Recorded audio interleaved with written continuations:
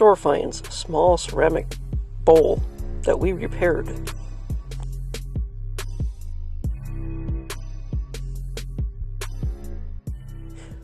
But before we get into it, click that like button, subscribe, and ring the bell so you don't miss out. My daughter found this at a small thrift store. She put it in her bag, and by the time she got home, it was pretty busted up. My wife spent the time gluing it back together and making it whole again.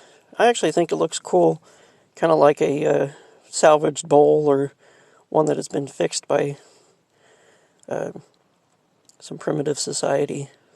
It's another one of those things that could be added into like a museum or archaeological dig.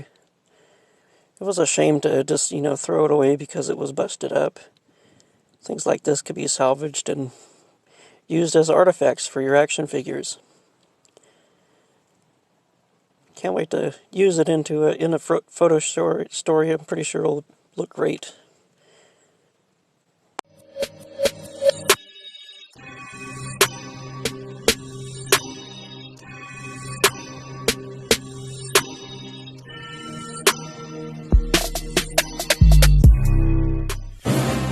Thanks for watching. If you're not subscribed, please consider subscribing.